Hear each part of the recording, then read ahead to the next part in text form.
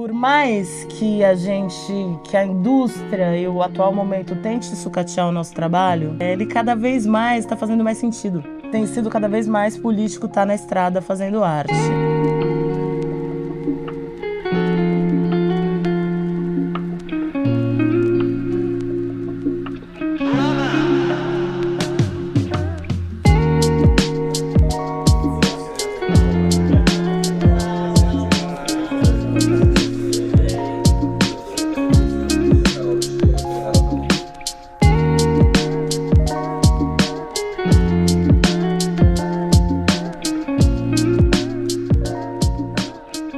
Então, gente, muito bem-vindos. Tulipa, Gustavo, Ruiz, irmãos, muito bem-vindos. Que bom ter vocês aqui. Começando aqui esse podcast que a gente criou, né, a partir dessa revista aqui, a Corpo Futuro. Esse projeto que a gente criou, surgiu essa edição aqui que surgiu na pandemia. E aí depois foi tão incrível, trouxe tantas alegrias pra gente, que a gente foi acumulando e fizemos no ano seguinte. Surgiu com uma ideia de ser um projeto semestral, mas a gente se deu conta que o projeto também era gigante demais, consegui reunir todos esses artistas e, enfim, tudo a demanda que envolve um projeto desse. Aí passamos para um projeto anual, e aí fizemos uma por ano, completamos a 3ª edição, que é aquela capa ali. E a gente está aqui hoje, né, dentro da programação da MIAC, fazendo esse podcast da Corpo Futuro, que são 2 projetos que eu fui criando. A revista em parceria com a Carol Anchieta, que é uma jornalista incrível, e que divide a curadoria comigo dessas últimas 2 edições. Mas só falar um pouco rapidamente, assim, contextualizar um pouco a função da revista e da MIAC, né, da Mostra Internacional de Arte Contemporânea, porque, né, a gente estava falando, durante o Porto Alegre em Cena pandêmico, eu dirigi o Porto Alegre em Cena, Festival de Artes Cênicas aqui de Porto Alegre, e peguei os anos de pandemia e ali achando maneiras de fazer, de se manifestar artisticamente, de fazer uma programação que tivesse, né, uma responsabilidade sanitária com o público, com a equipe.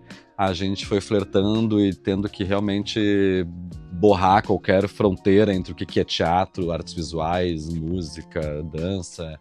Então, e aí surgiu uma outra forma, né, de criar uma programação artística e dessa relação viva com o público. E aí surgiu também a revista Corpo Futuro, nessa primeira edição, que também se torna uma coisa multifacetada. Então tem desde publicações de dramaturgias completas, poesias, fotografias, tem exposições de pinturas que a gente colocou, tu abre, assim, tem partes que são só imagens, textos, artigos, poesia, enfim, tudo. E aí também se criou essa multilinguagem dentro de uma revista impressa, palpável, num momento em que tudo estava se digitalizando também. E dentro, então, quando eu começo a entrar a fundo nesse universo, assim, transdisciplinar, enfim, desimportando qualquer fronteira entre as linguagens artísticas, eu saio do Porto Alegre em Cena por um momento e crio a Mostra Internacional de Arte Contemporânea dentro dessa ideia de arte, de ser arte. E poder brincar um pouco com essa mistura de linguagens, assim. Mas é isso, a primeira coisa é dizer que estou muito feliz de estar aqui com vocês hoje, nessa edição da MIAC, da Mostra, e quem sabe futuramente na revista. E queria saber a revista também, assim, né, a Mostra, a revista mesmo, a gente fez a última edição lá em 2023, então a gente sabe da dificuldade de continuidade desses projetos culturais. Então, primeiro saber, acho que de vocês, assim, como é que vocês veem. A gente trabalhou juntos, né? A gente começou no Porto Alegre em Cena em 2014, depois vocês vieram com um Dancê logo em seguida, não sei se foi no ano seguinte. Eu me lembro que a gente fez uma dobradinha, tu cantou com a Nausete, porque a Ná tava vindo com o show dela com o Wisnik, lembra disso? Então, acho que tinha uma efervescência também ali e outras possibilidades que eu vejo que hoje a gente tá assim, se esforçando mais para tentar resgatar pelo menos aquela profusão de coisas que a gente conseguia fazer. E queria saber, então, como é que está sendo a experiência de vocês no processo de lançamento de discos, de circulação dos shows, de criação, de investimento também para a criação dos shows. Como é que está sendo? Claro que São Paulo a gente sabe que também tem uma realidade específica, mas obviamente ainda assim está no Brasil e está neste mundo contemporâneo. Então, como é que vocês têm sentido, assim, nesses últimos anos, de lá para cá, com todas as mudanças? a vida, não só de vocês, é claro, a produção de vocês, mas o que vocês acompanham dos parceiros, colegas, amigos. Bom, olá, bom dia, boa noite, boa Boa tarde, tarde. Muito feliz de estar aqui, muito feliz de estar em Porto Alegre, muito feliz de te encontrar. Porto Alegre em Cena é um festival, uma mostra que a gente tem muito carinho, muito respeito e tem uma honra de ter participado.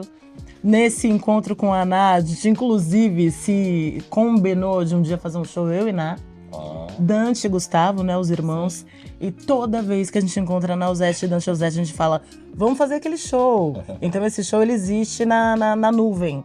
Então uma hora ele vem pra terra, né? A gente tem até o começo do show definido, né? Ah, é? Que é um mashup de Pedrinho com Capitu, começando ao mesmo tempo. Vem Pedrinho de um lado vem você com esse... É o mesmo tom, assim. Vai ser uma delícia de fazer esse show. E que delícia estar aqui na MIAC. Essa mostra também que faz tanto sentido para esse agora tão dadaísta e com tantas narrativas. Realmente, nesse mundo político, apocalíptico, é só a arte que dá conta de contar tudo isso. Então eu acho bem balsâmico pra gente. Acho muito nutritivo para as nossas cabeças estar aqui.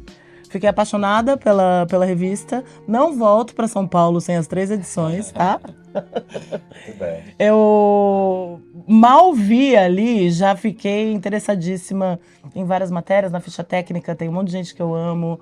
Alma Negro, Caxias Vitorino. Um monte de gente que eu acompanho e sou fã. Então, que delícia estar amalgamada aqui com todas essas coisas. Difícil, né, falar sobre como é trabalhar com arte, como é que a gente está nesse momento de tanta transição, tanta mudança na indústria, na vida, na comunicação. Então eu me sinto muito segura num lugar que é transdisciplinar, que pode dar conta de tanta coisa. A gente está nesse momento em turnê com Habilidades Extraordinárias. É a primeira vez que a gente chega aqui em Porto Alegre com esse show. Demoramos, porque o disco é de 2022, não acredito que eu só tô chegando aqui agora. Né? Eu acho um grande escândalo isso, mas que bom que chegamos desse jeito tão gostoso. E com a participação de Cecília Lucchesi, né, que é a artista visual que a gente chamou para esse show. E o Habilidades, assim, a gente é uma banda, né? Eu e Gustavo e Samuel Fraga na bateria e Gabriel Mael no baixo, que gosta de tocar. Então eu sempre, quando eu lanço um disco, para mim é muito importante esse disco na estrada. Né? A gente é uma banda de turnê, né? A gente é uma banda de show. E eu acredito, sem querer ser poliana, mas nesse momento de tanta né, de inteligência artificial e de manipulações algorítmicas no que você escuta, né, o jabá entregando o que você tem que consumir, eu cada vez mais tenho acreditado e botado fé no show e no agora.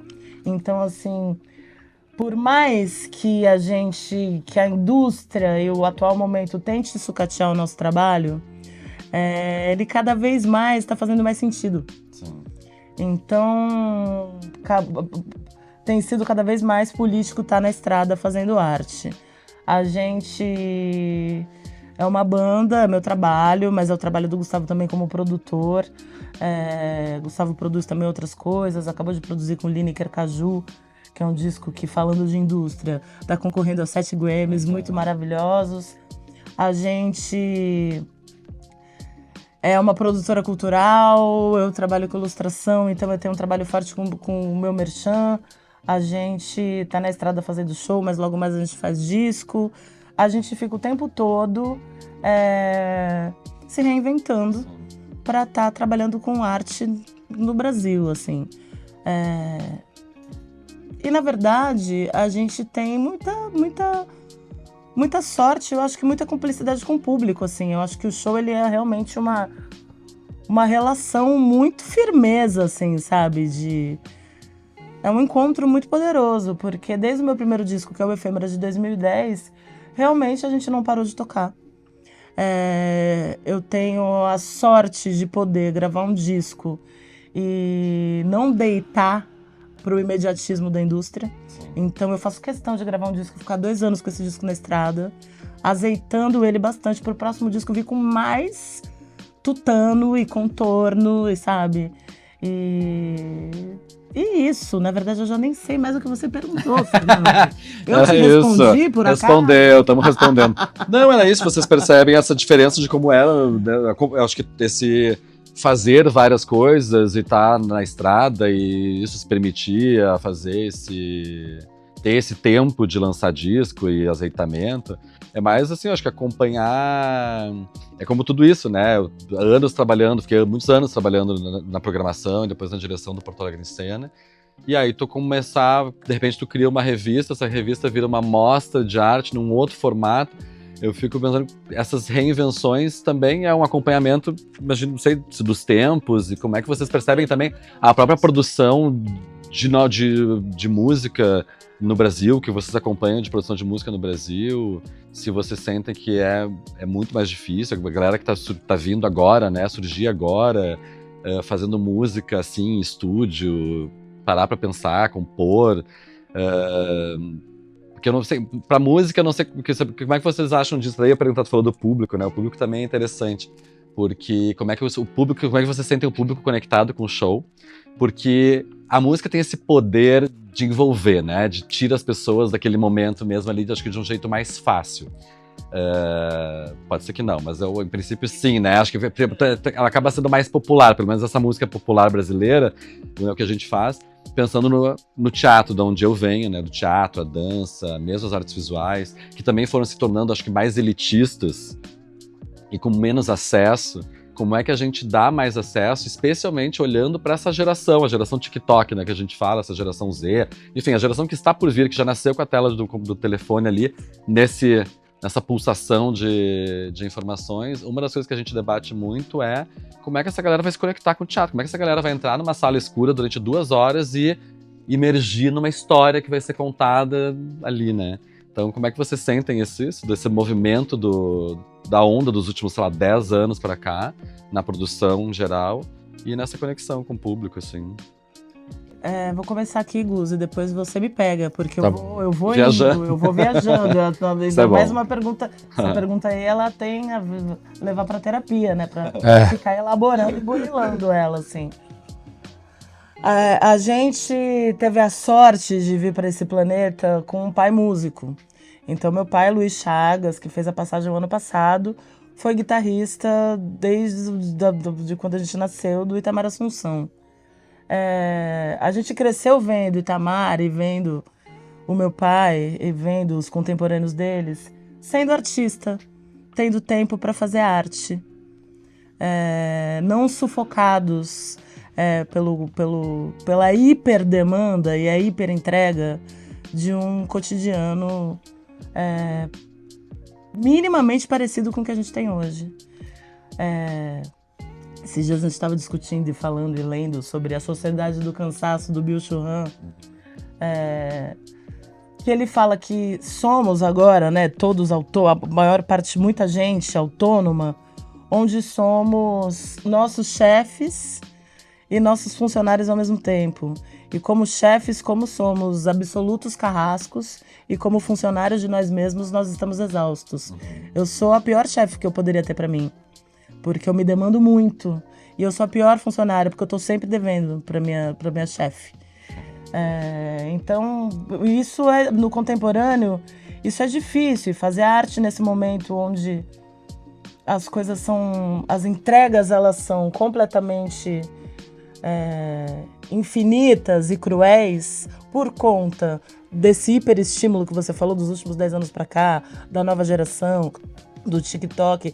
Existe um personagem que é a dispersão. A gente está disperso o tempo inteiro, a gente é multi-abas, a gente nunca está fazendo uma coisa só. Esses dias eu estava até pensando, gente, eu não consigo mais tomar café ou tomar banho sem ler. Eu preciso pelo menos de um rótulo para ler. Eu pego o rótulo do shampoo, o rótulo do produto ali da frente, do Nescafé. Eu preciso ler alguma coisa. Eu falei, nossa, eu preciso voltar a aprender a fazer uma coisa só. Eu tô multitask o tempo inteiro, exatamente. Então eu acho que o desafio do contemporâneo é como é que a gente lida com uma sociedade dispersa. É um grande desafio. E por que a gente está tão disperso? Porque a gente tem esses estímulos o tempo todo que servem para atrapalhar a gente. O feed do Instagram, ele é pensado para essa dispersão. Essa dispersão é um projeto. Então, como a gente cuida da saúde mental, mas também da saúde do olhar. Eu lembro que na pandemia, inclusive, numa live, a gente estava fazendo uma live, eu fiz uma live sobre artes gráficas. E eu lembro que era aquelas lives que tinham no Zoom, eram várias janelas, e embaixo era como se fosse a CNN, assim, que tem aquelas notícias embaixo correndo. Então tinha notícia correndo embaixo, notícia correndo em cima, a gente no Zoom, mas ao mesmo tempo transmitia. Então eu tinha uma tela, o celular, e a gente falando sobre artes gráficas. Eu falei assim, gente, a gente precisa falar da saúde do olhar. Eu tô aqui, meu colesterol ocular tá clipando por conta de tanto estímulo. Não dá. A gente precisa exercitar outras velocidades. E eu acho que esse é o grande desafio. Como é que a gente consegue voltar pro olho no olho, voltar pra presença. E vocês conseguem pensar nisso na criação do disco e do show? Vocês chegam a refletir sobre isso quando vocês estão criando? Acho que é uma coisa musicalmente que não, e visualmente, a gente nem precisa ficar elaborando tanto, porque já tá tão no nosso fazer, assim. Eu lembro que no Habilidades Extraordinárias a gente escolheu a música de trabalho, que hoje em dia chama Faixa Foco. E aí a gente tava escolhendo a faixa foco, né? Porque numa sociedade de dispersão, o nome da faixa de trabalho tem que ser foco. Foca, galera, faixa foco. Qual é a faixa foco? E a faixa gente hiperfoco. A faixa hiperfoco. A gente escolheu Samaúma, que é uma música do disco do Habilidades Extraordinárias. Só que Samaúma, e muita gente tem falado, gente, TikTok a música tem que ter 1 minuto, tem que ter 2 minutos no máximo. Tudo tem que acontecer ali na introdução, senão a pessoa vai dispersar. E a música que a gente tinha escolhido, ela tinha mais de 5 minutos. Eu falei, eita, tô lascada, porque eu já comecei errado nessa conta nova. E eu fiquei pensando, mas, putz, bicho, o nome da música é Samaúma, e uma Samaúma não se corta. Entendeu? A minha regra é essa, eu não vou cortar uma Samaúma. Ela tem 5 minutos e ela vai ter 5 minutos. E quem se relacionar com ela é quem tem a ver com toda essa história, entendeu? Quem passar batido é porque vai continuar consumindo miojo. A minha música é da agrofloresta, entendeu? É uma outra coisa mesmo. Ela não tem glutamato monossódico. É um outro lugar, assim. Então, eu acho que é isso. Acho que o desafio do contemporâneo, o desafio da gente que trabalha com arte, e eu acho que o desafio de todos nós no dia a dia é como é que a gente exercita outras velocidades. Como é que... Por isso que eu acho, por exemplo, o vinil, eu achei um barato, que delícia. Que temos aqui uma revista. E estamos analógicos. Exatamente. Aqui. Porque assim, o vinil, nesse momento de algoritmo, e tal, o algoritmo é legal, porque ele mostra umas coisas interessantes pra você. Eu lembro que um amigo meu tava defendendo o TikTok falando, Tulipa, se você alimentar seu algoritmo, porque aí na minha cabeça parecia que eu tava alimentando um Tamagotchi. Se você alimentar seu algoritmo direitinho, com que você se interessa e tal, e ir passando o feed do TikTok, parece um filme do Peter Greenaway. Você vai adorar. Essa foi a dica que ele deu pra mim. Então alimente direitinho o seu algoritmo pra você ter boas entregas. Mas assim, essas entregas, elas só vão acontecer se esse algoritmo for alimentado por grana. Então o algoritmo, eu sempre falo que o algoritmo é o jabá contemporâneo, entendeu? Então o que chega pra gente é o que é monetizado. Então, na verdade, a gente está sendo manipulado o tempo inteiro por esse algoritmo. Não é que o algoritmo entende você. É um monte de entrega que tem a ver com muito mais com o capitalismo do que com a sua alma. Exatamente. Por isso com os likes que tu dá ali. O vinil, assim, a gente tá voltando pro vinil, eu acho uma tecnologia tão genial, porque quem decide é você. Você decide escolher o disco, e você vai lá e você escolhe o disco, e você coloca ele na vitrola, e você decide se você vai virar o lado ou não. É muita autonomia, entendeu? Eu acho muito bonito nesse momento. Então, eu acho tem um envolvimento com o negócio, né? Claro. Porque é isso, só o fato de acabou, tocou ali, sei lá, 6, 5, depende do tamanho presença. Exige presença. Exato. Isso. Esse é o grande problema, né? Acho que é o chamado da presença, a grande crise. O X da questão, né? E que te faz, inclusive, pra mim, a minha experiência, né? Quando eu fui voltar pro vinil também, é a experiência de, inclusive, de escutar. porque tu fica atento, porque vai acabar, tu vai ter que virar o disco, ou escolher pro outro, e já separar qual que tu vai escolhendo ali. Então, esse envolvimento junto, pra mim, e acho que até a qualidade do próprio som, te prende, inclusive, a escuta, né? Mesmo que tu esteja fazendo alguma outra coisa, mas assim, aí tu te envolve na volta daquela vitrola, que é uma coisa também grande, que ocupa um espaço e tal, e quase como vira um pequeno ritual, assim, sem ser necessariamente algo... sei lá, gigantesco, mas um ritual... E nem que o momento de presença absoluta seja só no ato da troca de lado, né? Sim. Já é um exercício. Sim. Totalmente. Né? Um exercício zen, né? Exercício zen. Como a gente estava falando da revista, né? A revista também é isso. E aí a escolha de fazer uma revista desse tamanho, ela é grande, então não é uma coisa que tu vai botar na bolsa, que tu vai pegar no ônibus, dar uma folhadinha ali. É para parar, se acomodar com ela ali e começar a se envolver. E também o tamanho tem a ver com a dimensão das obras também, então tu poder olhar para uma fotografia com um tamanho um pouco maior e poder ver detalhes e se entregar um pouco para aquilo ali. E acho que essa é uma chave mesmo, né? Uma contramão desse processo todo que acho que é importante, que é desafiador mesmo, assim, né? Porque ao mesmo tempo que é isso, tu tem que entrar num lugar de comercial, sim, né, de circulação, claro, de venda, de captação, sim. Né? Sim. Mas enfim, é essencial que a gente comece de alguma forma a furar isso. Essa coisa da revista, ela me lembra quando a gente fez o Dancê, o terceiro disco. É muito interessante nessa indústria que tem mudado, a indústria fonográfica, ela tá mudando o tempo todo, né? E o perfil de quem escuta música, o consumo de música também. E em 2010, quando a gente lançou Efêmera, eu já falava do desafio da presença lá atrás. Tanto é que o nome do meu disco é Efêmera. Porque já é um questionamento assim, como é que é a durabilidade poética de uma coisa? Como é que uma coisa efêmera ela pode durar uma vida inteira? Como é que ela pode ter, que é como uma estrela cadente, por exemplo. Ela dura um frame, mas você pode lembrar dela a sua vida inteira. Então esse era o desafio, assim, como é que é? No meio dessa indústria tão dispersa, quando a gente chegou já não estava mais rolando CD. E eu, que na adolescência trabalhei em loja de CD e vi as lojas de CD fechando, eu falei, nossa, que loucura que é começar a fazer música agora, vendo as lojas de CD fechar, eu vou lançar um CD, sério mesmo? Que loucura. Então a gente teve essa experiência no Efêmera. No Tudo Tanto, que foi o segundo disco, eu lembro que a gente ainda não tinha streaming, mas as pessoas ouviam música na internet de sites que compartilhavam o disco. Então a galera botava seu disco e a galera fazia download do seu disco. Não tinha uma venda online de disco tão efetiva. E uma pirataria digital maior na época. Existia uma pirataria digital maior, uma cultura do torrent, sim. E aí eu lembro que eu fui levar os discos para vender, os vinis e os CDs, na Livraria Cultura, que foi uma parceira, comprou muito disco meu e era uma parceira maravilhosa na época, fortaleceu demais. E assim que eu deixei o disco, uma hora depois uma amiga minha me ligou falando: seu disco já tá para baixar. E aí eu fui baixar o disco no link que ela tinha me mandado. E o disco tava em péssima resolução.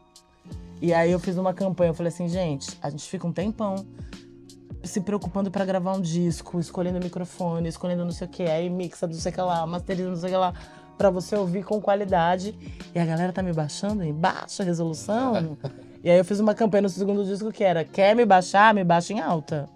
E aí botei o disco pra download no meu site. No terceiro disco, já no Dancê, já tinha streaming. Então já era uma outra coisa. Então tinha a galera que te ouvia só no YouTube, a galera que consumiu o vinil, tinha a galera do CD e o streaming. Então você tem que estar presente em todos esses lugares.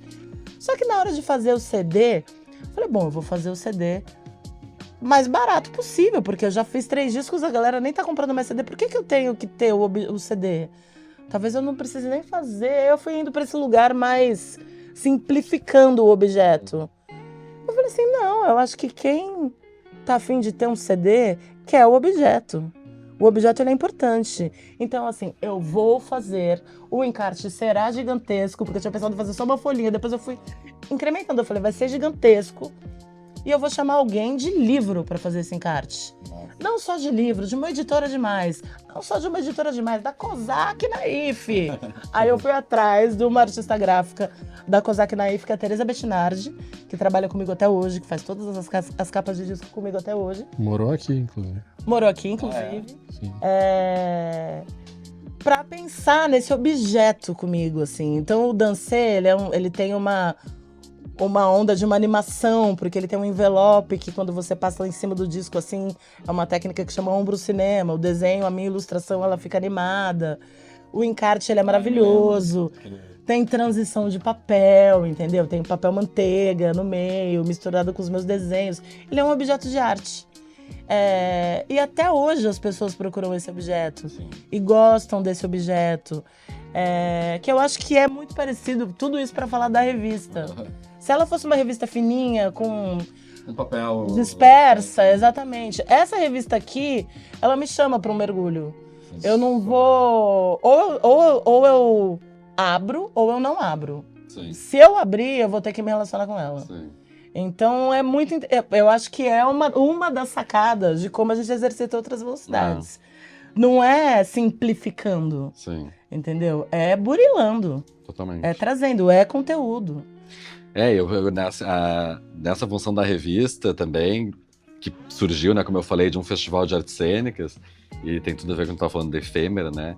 Porque a gente fica nessa batalha, nessa sociedade cada vez mais, né, isso dos algoritmos te entregando o quê? Te entregando conteúdo, mas te entregando um monte de coisa que é para consumo, né? Total. Tudo é consumo, né? Mas o consumo, eu digo assim, propaganda para comprar coisa mesmo, né? Então é uma sociedade muito de mercadoria. E aí, para quem faz teatro, dança, né, as artes vivas ali, que é aquilo ali, nasce e morre todo dia, ninguém leva para casa, não tem como pegar, não é um objeto, não vira um objeto, né, aquilo ali, né? Então, quando vem a revista nesse momento da pandemia, que as pessoas não podiam sair de casa, ou enfim, quem podia não sair de casa, virou um barato, e acho que também surgiu tantas alegrias, as pessoas comentando, assim, tipo, coisas lindas da revista, acho que também por isso, tu receber em casa é um festival que junta vários artistas, né, a gente tá, assim, tem uma obra de arte que daqui a pouco uma jornalista escreveu um artigo sobre aquilo, daí tu vai juntando, que nem isso, tu vai pegando gente da literatura para fazer um disco e vai juntando gente. E, bom, puxando o gancho, falar um pouco agora do Habilidades Extraordinárias Deluxe, né, com essa participação da Cecília Lucchesi. Como é que é agregar ela, a primeira vez que vocês fazem Habilidades Extraordinárias com ela? Exatamente. Aqui, né? Como é que é agregar, botar essa camada de uma outra artista visual nesse... Como é que tá sendo os diálogos? Como é que é pra vocês ter um desafio, se chega a ser um desafio, mas como é que é pra vocês essa relação de agregar alguém e outras camadas, sei lá, pra esse show, pra esse espetáculo? Eu começo ou você começa? Vai você. Porque eu tô me sentindo... A gente tá super alinhado, então... Então eu corroboro. Assina embaixo. Corroboro. Então começa que eu vou. Não, vou na sequência. Sei lá, mas mal barato, porque assim, a Cecília Lucchesi, ela é nossa contemporânea de faculdade. Tulipa, Cecília e eu fizemos comunicação e multimeios na PUC. Eu não me formei, já tava trabalhando com música super, então eu fiz 3 anos e saí fora, mas a Cissa e a Tulipa se formaram. A Tulipa trabalhou na área um tempo e a Cissa caiu nessa coisa do audiovisual e caiu na coisa do teatro e tem uma investigação profunda de linguagem há 20 anos, né? Tipo, sim. A PUC a gente entrou há 20 anos. É muito interessante tudo isso que você fala sobre o MIAC, que tem muito a ver com a faculdade que a gente fez, que é uma faculdade de multimeios. Exatamente. Então a gente já entrou, todo o nosso papo era transdisciplinar desde o começo. A Cissa é uma figura que a gente entrou na faculdade e rapidamente ficamos amigos. E que a gente troca ideia desde o começo. Eu lembro que o TCC da Cissa era sobre as capas da Elenco, né? A gravadora de Bossa Nova. E eu conhecia as capas da Elenco, mas eu nunca tinha prestado atenção.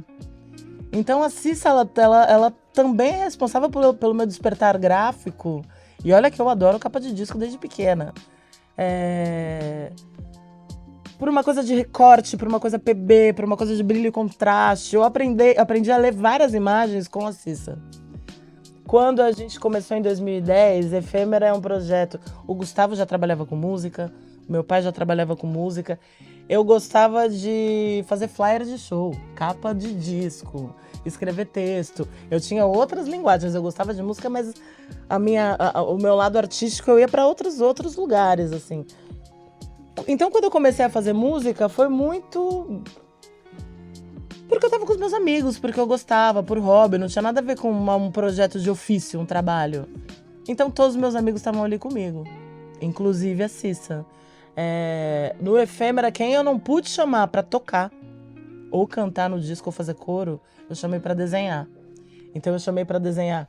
Eu gosto muito do meu nome, várias pessoas perguntam, você já teve algum problema com o seu nome? Que é Tulipa na certidão. Você já teve algum problema? Porque o nome pode dar algum tipo de problema, porque não é muito comum. Mas eu sempre achei legal, porque ele tem um desdobramento gráfico. Então eu posso desenhar meu nome. Então eu nunca tive problema com ele, porque ele sempre foi meu amigo por causa disso. Meu nome era um desenho também. Então no Efêmera todo mundo... Quem eu não chamei pra tocar ou pra cantar no disco, eu chamei pra desenhar. Então tem desenho da Nausete, tem desenho da Karina Burr, tem desenho da Thier, tem desenho do Tata Aeroplano, tem desenho do Rômulo Frois. Então, assim, eu sou apaixonada pelo encarte do Efêmera porque tem desenho de todas essas pessoas. O projeto gráfico é da Cissa. Depois a gente foi relançar o Efêmera e a gente relançou na pandemia, né? A gente ficou super na dúvida, tipo, será que eu... 10 anos do Efêmera. 10 anos depois, será que a gente relança esse disco nesse momento? E foi incrível, assim, porque a gente lançou a venda, já acabou. Porque as pessoas estavam muito mais atentas também, né? Era um disco que estava fora do mercado há um tempo e as pessoas muito mais atentas. Depois, quando a gente fez, acho que um relançamento, ele vinha junto com uma cedinha da Bem Bolado. Eu assim, gente, Cissa, eu liguei pra Cissa assim, Cissa, tem uma nova coisa pra gente fazer, que é a capa de uma seda. Que é a coisa, que é rolê mais legal. Então eu adoro chamar a Cissa pra rolês gráficos. E a gente foi trabalhando com música, a gente fez muitos shows em 2010 e depois no Tudo Tanto. A Cissa já trabalhou comigo como VJ, junto com o Fred Sievert, que é um outro videoartista que a gente gosta muito. Eles formaram um cinema de mão, então eles faziam muitas coisas ao vivo, assim, isso era muito interessante.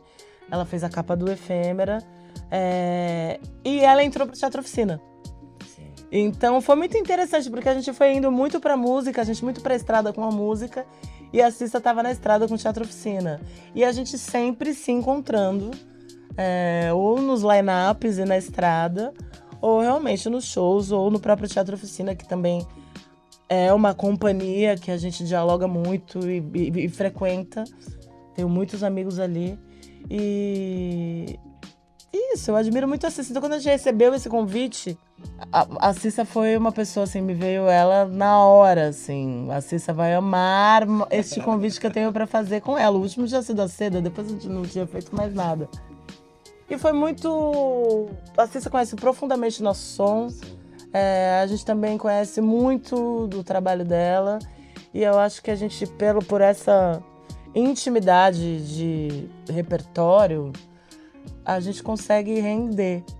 Então esse show hoje vai ser o primeiro show com a Cissa como convidada. O Habilidades não tem nada visual, assim. A gente faz show bastante com luz. Eu, inclusive, tinha abandonado a projeção nos shows, porque eu achei que a projeção também estava ficando num lugar um pouco cansado nos shows, assim. Então hoje vai ser um retorno também a esse lugar, experimentando novas coisas, assim, nessa mídia que eu tinha achado que já estava um pouco cansada, sabe? Mas claro que não, que besteira. Que depende do jeito que vem, né? Daqui a pouco vindo assim, exatamente, de sopetão, meio organicamente, meio experimentalmente, talvez é que traga um frescor ali que se tu preparasse, pensasse de novo, sei lá. Pode ser então é isso, hoje a gente vai ter uma coisa falada pela Cissa, né? Hoje a tela vai ser personagem. Então hoje eu faço um show com essa figura acompanhada. Demais. E tu te enxerga como performer? Assim, além do canto, né? Como atriz, não sei, atriz talvez não seja a palavra, mas assim, como uma performer que vai além da interpretação do canto. Eu me enxergo, sim, Da mesma maneira que eu enxergo, eu tenho esse mesmo olhar pra quem tá no palco. Meu pai é guitarrista, minha mãe é atriz, minha mãe fez EAD, e minha mãe sempre... Ela abandonou a carreira quando ela ficou grávida de mim. Mas minha mãe sempre... Ela estudou teatro e sempre foi atriz. E trabalhou no Hair. Trabalhou no Hair, exatamente, tem isso, que eu conto Literalmente. a história. Minha mãe é atriz, ela fez a primeira montagem do Hair no Brasil. E quando eu era pequena, eu jurava que o Caetano tinha feito Tigresa pra ela. Porque ela é leonina, ela trabalhou no Hair, ela me contava que era atriz, eu sabia que com alguns homens ela tinha sido feliz, com outro... Tudo Tudo, tudo bate. Gente, Vocês vão que é minha mãe. Minha mãe. Essa música é para minha mãe. Nossa, eu só fui descobrir que não era adulta. E aí a minha mãe, eu herdei dela um respeito pela palavra, pela impostação, pela entonação. O meu R vem dela, e eu acho que o meu R fala porta, essa coisa, acho que é uma coisa que tem muito a ver com o teatro paulistano. Minha mãe trabalhou com Antunes, é super Antunes, então eu acho que eu tenho um eixo que vem dela. Mas eu demorei um pouquinho pra entender que, na verdade, o grande barato e o que me faz ser performer é um lugar sagrado chamado palco. Então, assim, o palco, ele é um lugar muito poderoso e de muitas possibilidades, onde tudo é linguagem.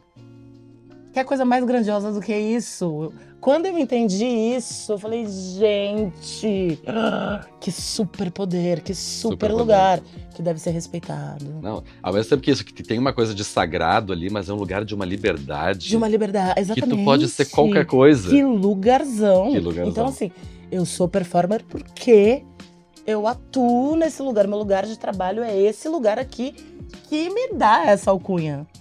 Assim como para outras pessoas que estão ali em cima, bancando tá ali. E bancar no sentido de, tipo, tá inteiro ali, tá presente. Então, eu acho que sim, eu aceito isso por conta da minha relação com o palco. Eu acho o palco um lugar... Eu nunca me senti... Óbvio que eu posso desafinar aqui ou acolá, mas também é linguagem. Não é? A Betânia não falou que desafina tá na vida, querida? Não Mas eu nunca me senti menor no palco. Sim. O palco, ele me dá poder. Eu me sinto... A insegurança nunca foi um lugar ali. Medo. Eu posso ter medo antes. Depois que eu entro, aquele lugar, ele me fortalece. Aquele lugar, ele é bendito.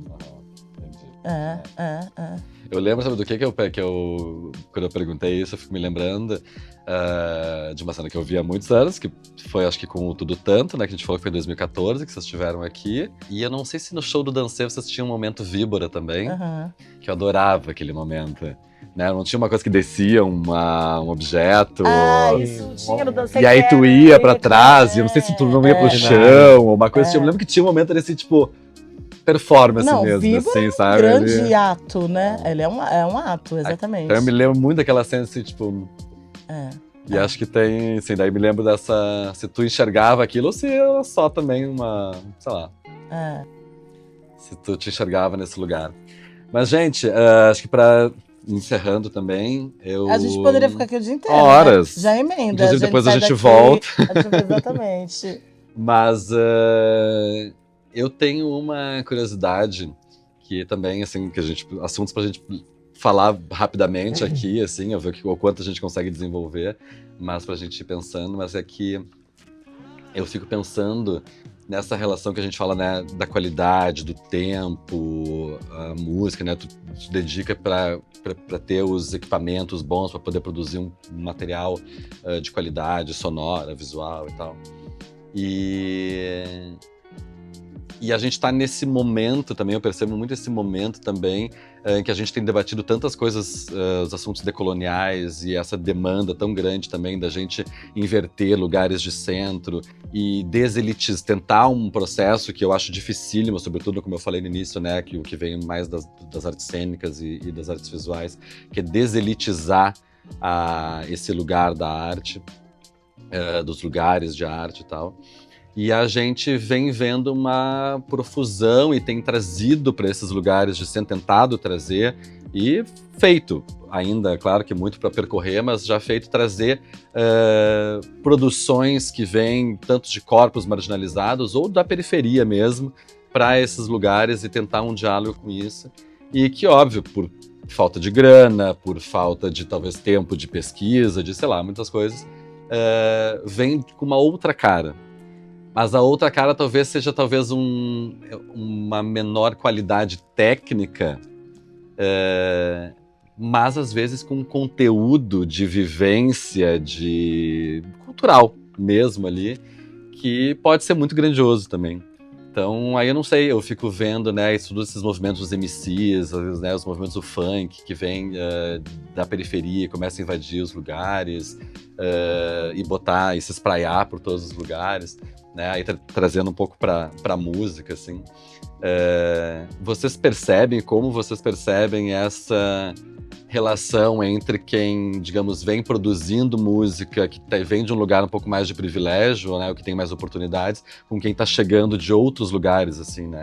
E acho que, sobretudo, São Paulo tem essa potência imensa, né, de ser essa cidade gigantesca, tão potente, tão rica e tão desigual, né, ao mesmo tempo. Então, como é que vocês percebem essa entrada da periferia, ou das periferias, no universo, na indústria, nos shows, nos lugares, nas festas, enfim, nos rolês de vocês na cidade? Eu acho que a indústria não está dando conta de decupar tudo isso, entendeu? Eu acho que a democratização dos meios de produção, elas tem sido fundamental para a gente poder transitar e conhecer novos territórios sem depender dos caminhos impostos pela indústria fonográfica ou pela indústria literária, né? Então eu acho que o Brasil, ele tem...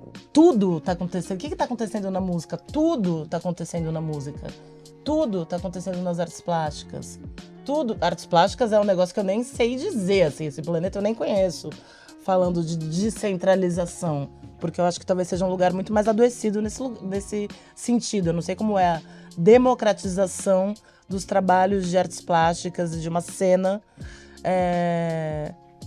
fora dos lugares que são estabelecidos para mostrar. A gente, com a música, a gente consegue transitar mais e escorrer mais e trocar mais e descentralizar mais e determinar que não é mais São Paulo e Rio de Janeiro. Sim, se entra no YouTube e viraliza, bom, viralizado está. Exatamente. E assim, o viralizar, é lógico, a gente estava falando aqui do algoritmo, mas assim, a indústria fica louca quando tem um viral que não tem nada a ver com a indústria, entendeu? É isso, a gente tem um país dentro do Brasil que se chama Belém do Pará, que tem outra indústria fonográfica, que a indústria fonográfica nunca nem entendeu. Vide Calypso. Calypso fazia os shows, terminava o show e já prensava os discos, você já saía com o piratão da própria banda oficial, entendeu? Então, assim, a gente se reinventa o tempo todo.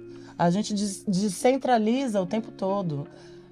Mas, ao mesmo tempo, eu vejo, voltando ao Itamar, voltando ao meu pai, a gente que sempre foram lidos como marginais, porque estavam à margem da indústria, a gente cresceu vendo esses caras tocando na USP para uma plateia branca. Até pouco tempo atrás, você perguntava, você manja Itamar Assunção? Meu pai era guitarrista. Só branco conhecia. Qual é o X da questão? Que problema é esse? Que a diáspora não conhece um som da diáspora. O que está errado nisso? Por que esse som está sendo endereçado para a elite? Como é que a gente apresenta a música preta do Itamar para os pretos? É por isso que a Anelisa Assunção está num trabalho infinito de fazer o museu do Itamar Assunção, contando toda a história dele e amplificando a história dele. Inclusive, eles lançaram abriram uma sala dentro do ambiente virtual chamada Luiz Chagas essa semana. Assim. Parabéns, então, meu pai está ali legal. É lindo. na parte, na hemeroteca do museu. Mas é isso, como é que a gente organiza essa história? Como é que a gente apresenta essa história e traz outras autorias?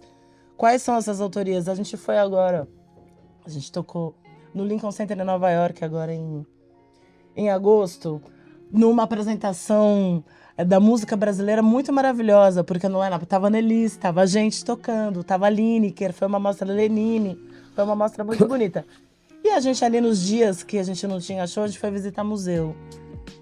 E é impressionante, assim, quando você vai no museu, você entende, você sabe tudo sobre Roma, você sabe tudo sobre Grécia, nome, de onde veio.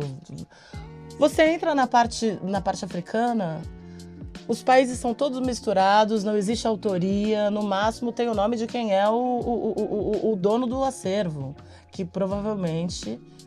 Lá era Rockefeller.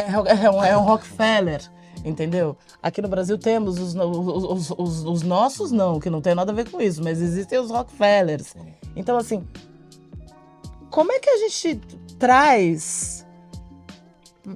Como é que a gente dá protagonismo para tantas autorias, gente? A gente é diferente, a gente tem um soft power, que é a música que a gente produz, que é um negócio global, universal, antropofágico, generoso. Como é que isso... A gente traz para o centro da roda. A indústria tenta, finge que negocia com tudo isso, com a gente. Finge que está sendo decolonial, mas é mentira. Mas a gente está ocupando esses lugares. A gente está buscando essas autorias. Então eu acho que assim, a gente enquanto apaixonado por música, consumidor de música e entendendo o nosso papel na decolonização de tudo, da vida, a gente tem que buscar essas autorias, a gente tem que trazer essas autorias, a gente tem que se misturar com essas autorias todas. E a gente tem que, inclusive, ser autor também. Então, eu acho que o barato, eu não sei se eu estou explicando ou se eu estou confundindo. Não, tá sendo maravilhoso. Eu acho até... Busca falar alguma coisa? Não, volta até pro início da conversa, no sentido da música ser linha de frente, por ser palatável, né? Uhum. Então a gente tem essa missão também. É, muito doido. Eu tenho achado cada vez mais... Nunca imaginei isso, assim, porque comecei fazendo música como um lugar de muita curtição. E hoje em dia eu tô indo pra um lugar de, assim, nossa, eu sou... fazer música tem um lugar missionário, assim. Eu tenho me sentido missionária. Eu acho que não é à toa que eu entro no... Que habilidades eu precisei de um cajado. Entendeu? Pra firmar aqui meu caminho, minha trajetória, minha missão... Esse cajado também é minha caneta, sou eu abrindo espaços, decolonizando esse meu caminho, o que determinam para minha existência, para o meu corpo, para eu como autora, como uma mulher que não é branca, para uma mulher que não é magra, como é que é? Uma mulher que é dona do seu próprio trabalho. Como que é isso? Eu tô aqui com o meu cajadão, dizendo que é do jeito que eu quero. Sim, maravilhoso. Eu acho que é um... Quer falar alguma coisa? Não, só pra concluir. Claro. É muita coisa, né? Sim. Você perguntou se a gente conversa muito antes de fazer um disco e tal. Acho que eu e a Tulipa, assim, tem a ver também com o nosso pai, com a nossa mãe. A gente é muito interessado pelo processo. Total. Então, as coisas são, né, são decorrências. Eu imagino que essa revista tem a ver com isso, é uma decorrência, né? E eu sempre, como eu tenho estúdio, como eu trabalho, a minha rotina é produzindo a galera... Eu sempre fico observando duas coisas, assim, eu acho super interessante tudo que está acontecendo na transformação tecnológica e no hiperacesso à ferramenta. Hoje em dia, qualquer moleque que tem um smartphone, ele já tem lá um chat GPT, um negócio, um criador de beats, ele faz. Isso é super legal. Agora, o que me deixa injuriado é essa coisa realmente da indústria tá lucrando muito com essa confusão toda, entendeu? Sem dúvida nenhuma. Isso aí é outro episódio. É outro podcast. É a temporada 2, né? Boa. Estaremos lá. Que aí eu vou falar um monte. Vamos. Você acha que eu não te deixei falar? Falou, não. Eu falaria. Poxa vida. Você falaria mais? Não, eu falaria parecido. Mas a Tulipa fala muito melhor. E vocês tretam pra gente terminar assim, de um jeito leve? A Tulipa porque, com esse envolvimento de irmãos, a gente trata até com amigo, né? E teu irmão tem um nível de intimidade absoluta. Vocês são irmãos, amigos, parceiros. Dá uns quiprocó de vez em quando? A gente briga muito pouco, muito, é raríssimo. Quando briga é pontual, a gente briga e faz as pazes rápido, porque não dá pra ficar brigado. Mas a Tulipa sempre fala que quando a gente briga, é por conta da minha lua em virgem. Eu detesto a lua dele. Aí o que a gente vai fazer, né? Eu detesto a lua dele. Realmente, a gente é bem brother, assim. Antes de trabalhar junto com música, quando eu trabalhava na loja de CD, chamei o Gustavo pra trabalhar comigo. A gente fez faculdade junto, a gente fez vestibular junto. Quando a gente não tá fazendo show, a gente se fala todo dia. Quando a gente tá fazendo show, você vai naquele show não sei onde? Você viu que tem tal filme? A gente vai no cinema, a gente faz balada parecido. A gente sempre é visto junto em todos os lugares, mesmo se a gente estiver tocando. É até um pouco engraçado. Mas a gente é muito... A gente é amigo. Isso aí, coisa boa. Exatamente, a gente tem essa sorte de ser super parça. Gente, muito obrigado. Eu ia só pra concluir, tu falou uma coisa que me interessa muito, né? Dessa coisa de decolonizar tudo, né? Enfim, mexer em todas as estruturas. É uma coisa que eu penso muito também. Eu até recentemente lancei um livro, porque eu começo esse processo todo que eu comentei assim rapidamente, né? Porto Alegre Cena Pandêmico, revista e amostra. O processo de desenvolver, tentar desenvolver essa, quer dizer, de desenvolver, estar desenvolvendo, porque ela não está sempre viva e líquida, né, se adaptando aos espaços, assim, aos lugares, porque o meu maior desafio era, antes ainda da pandemia, com esse assunto que cada vez foi mais me tomando, né, e não é à toa que eu convidei a Carol para dividir comigo a editoria, né, essa editora e curadora da revista comigo, uma mulher preta, muito ligada à arte urbana, e que tem um outro conhecimento completamente diferente do meu, de arte e de vida, obviamente. Então, a gente poder ter uma troca é sempre incrível. Eu sentia todos uma onda, um pouco meio desse lugar de indústria. O teatro é um pouco diferente, que não tem tanto esse caráter de indústria. Mas os festivais, os centros culturais, nessa ideia de, vamos decolonizar os festivais. Então, tu mexe um pouco na programação e começa a trazer vozes negras, vozes que trazem outras questões de gêneros, né, pessoas trans, enfim, indígenas, que são um monte de coisa. Mas eu senti uma falta imensa no formato dos próprios festivais. E aí quando eu começo a criar a mostra, a MIAC, pra mim, assim, o que é um festival brasileiro? O que seria? Porque esses formatos de festivais que a gente conhece, eles são todos festivais que foram importados da Europa, né? Como toda aquela programação. O Porto Alegre Cena, que eu amo, que é um festival importantíssimo para a cultura brasileira. Mas é isso, era aquele momento. Então, para criar uma mostra nova, para mim não fazia muito sentido pegar aquele formato.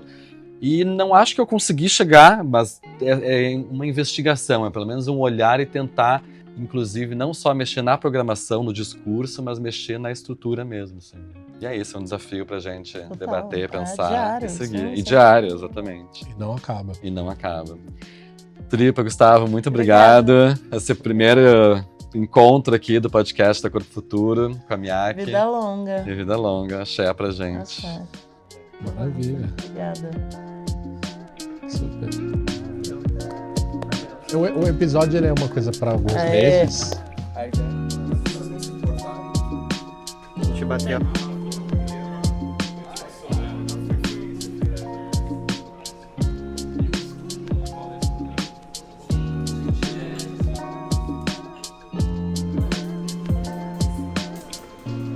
Gente, vamos lá. Só porque a gente depois tem que passar o dia de vocês.